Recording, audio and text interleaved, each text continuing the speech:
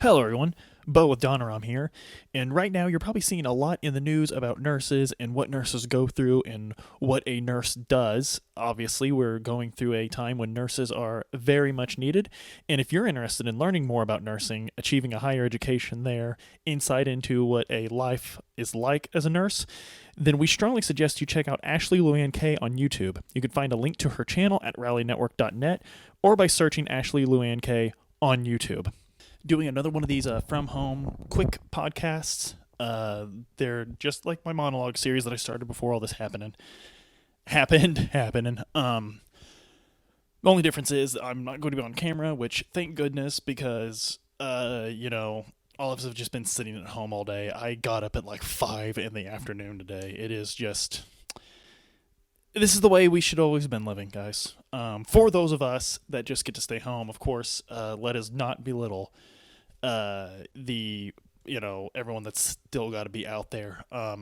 Hopefully, the world comes to its senses and we know the difference between essential and we're just getting away with putting you to work. But enough of that. Enough of that. Let's get down to what we said we would talk about, and that is the gameplay of the Final Fantasy VII Remake. This is not a JRPG as the original game was. This is an action RPG. It's more in the vein of Kingdom Hearts.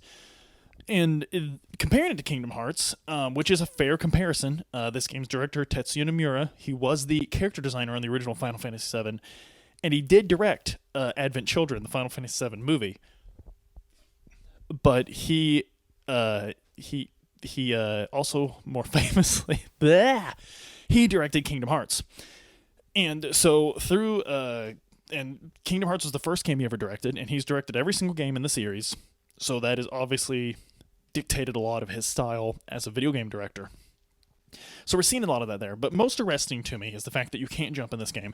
I find myself hitting square all the time to jump. I mean, not square, circle all the time to jump. It doesn't work, and it's really weird. It just feels weird exploring these lush, awesome, beautiful environments and not being able to jump. There's just something, a gamer just naturally wants to jump, I guess. But moving along, we just getting right into the meat of this topic. Kind of dilly-dallied last time, but getting into the meat of this topic, the gameplay of this game is just, it's awesome. Again, fans of the show know, I always say, if it's not fun, it's not a good game. How the gameplay is just as much an artistic expression for the game director as prose is for a novel writer, how well they put together a sentence. Because gameplay is part of how they tell the story in a video game, in this medium of storytelling.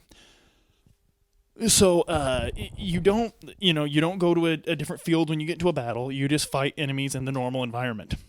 And there's no special nothing cuts to it. You just see enemies and get to a fight. And you change to battle mode. And you have an ATB gauge, an active time battle gauge, just like you did in the original Final Fantasy VII. It was introduced to the Final Fantasy series in 6 or 4. 6, I think. Anyway, either way, it was introduced in 4 or 6. I can't. Someone correct me on that. I need to do another Final Fantasy playthrough when I'm done with this of the whole series. But so you have it again, and it can hold 2 charges. It hits 1 charge when it hits the middle, and it hits another charge when it gets full. And so you have that, and each charge allows you to select something from the menu. You select from the menu by hitting X, and there's your items, spells that you can cast from materia, and so forth. And so when you select, or just character abilities or weapon abilities, you select one, you do it, that depletes a charge. Then under that, you have a limit charge, and limit builds just the same way it did in the original game. And when you have your limit bar fully charged, and you have ATB charges, you could use a limit break. Very, very true to the original while being original in itself. It's exactly the way, I didn't even know I wanted it to work this way, and it's exactly the way I wanted it to work. So, each character has their own different abilities, weapon abilities, and whatnot. Cloud, if he hits triangle, will switch to Punisher mode or back to Operator mode, depending on which one he's in. Operator mode is just traditional gameplay. Punisher mode, Cloud hits a lot harder. He does a lot more sick combos. He builds his ATB gauge faster, and he auto-blocks a lot, but he moves really slow. You can't close the distance very easy. And I think he takes more punishment when he actually does get hit. I don't know for sure. But I play in operator mode a lot just because I like the rhythm of that a lot better. I only switch to Punisher when I really want to charge up my ATB gauge. So Cloud's got that going for him. Tifa has a uppercut, and of course she has all of her martial artsy moves. Most of her weapon skills are going to be martial artsy, and Barrett as well. When you level up a weapon skill all the way, you get to keep it no matter what weapon you have equipped. It's kind of like the Final Fantasy IX system there, where each weapon had an ability, although that one was spells and whatnot, whereas this is an actual ability tied to that weapon. You'll just get to keep it and use it no matter what weapon you have equipped after you've mastered that skill. So then you have a separate thing called weapon skills, where each equipable weapon has a menu you go into, kind of like the Final Fantasy X sphere grid, just far less complicated and only for a weapon rather than a whole character. Where you can get upgrades for your weapon. Sometimes this will unlock a new materia slot. Sometimes this will just be, attack up or something. All this extra meat to the game, I think, was so necessary to get people to see that they're playing a different game. I think this whole time people have just been like, you're making me pay for each different disc, a whole game for each disc, which of course is the dumbest thing they could say, because of course Midgar was not the whole first disc of Final Fantasy VII. You will cover almost the whole world map in the first disc. So they didn't know what they were talking about from the get-go, much less that Nomura stated that this will be a self-contained game all taking place within Midgar. This is a whole story. Maybe it's part of a greater saga, but this will be a whole story. And I have a friend who's about 30 hours into the game saying he doesn't see the end in sight, so I think that's very fair. I think all this was really important for the game, to say this stands its own merit. There is, and materia, materia works surprisingly just like it did. You level it up to get more abilities, you equip it to slots. It works. I don't even need to mention that much about it. The only difference is summon materia. Summon materia you will equip to a special slot on weapons or armor. I can't remember which one it is, but each character will pretty much only have one slot for summon materia. And you equip that in. As the battle rages on, a summon gauge will appear in certain battles, kind of the way it did in Final Fantasy XV, just more frequently and a lot less complicated. Not complicated, but stupid, I guess. It's a lot less stupid in the 7 Remake. The summon gauge will fill, and you will be able to go into your menu and select summon.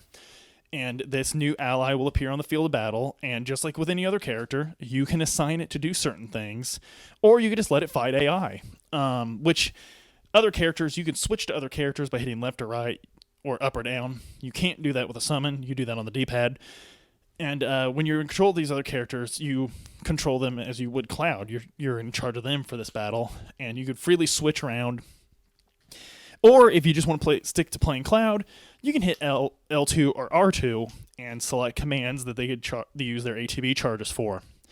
But anyway, the summon, it packs a lot of punch, and they're just really cool to summon. I have Ifrit so far, and of course, if you buy the game, you get the Chocobo materia. I did not buy the special edition, so I don't have the Carbuncle or the other one. I can't quite remember what that was.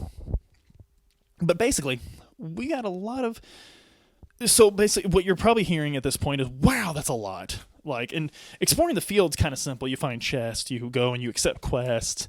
Cloud has a room, you can go rest at your room. There's vending machines, places that sell items. But the neatest thing about the shops, and something that makes Midgar feel more like a living, breathing city, which they've done so good at doing, like Midgar, there's so much more to it, it feels so much more real. But shops will change their items at different times, and depending on who you've worked for and how much you've worked as a mercenary in that area, taking on side quests and stuff of that nature, shops will actually give you discounts, change their stock, give you access to a special stock, things of that nature. It's very satisfying and very cool to do. It makes you feel like you achieve something other than just checking off a quest and getting EXP or gil. So, and also characters that you walk around, you'll hear people talk about, like, hey, did you hear someone finally took out that monster? Or that must be one bad merc, and things like that. And it adds... the gameplay complements the story, and the story complements the gameplay, the way it should be happening. So, all in all, that's kind of where, that's where I really feel like this game has achieved a lot.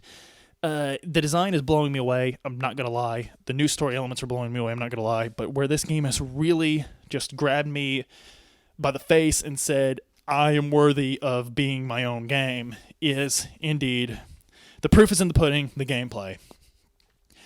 And I just think that's that's been the most pleasant surprise for me, honestly, is just how much I enjoy actually playing it. I had no doubt because Nomura did direct my favorite game to play, which is the Kingdom Hearts series, but also he went above and beyond with this, especially that this was done so closely to Kingdom Hearts 3. The fact that each game has so much to it is just really impressive to me. And the fact that you have so many options in this game really reminds me of Kingdom Hearts 3, because in a lot of games, like MMOs especially, are bad about this.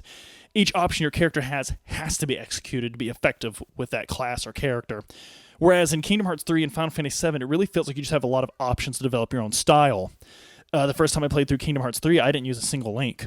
I didn't use them at all, and I loved using magic. I know some people that hate using magic, and on subsequent playthroughs, I've developed a more summon-centric play style, which is cool because I love the Simba summon in Kingdom Hearts 3.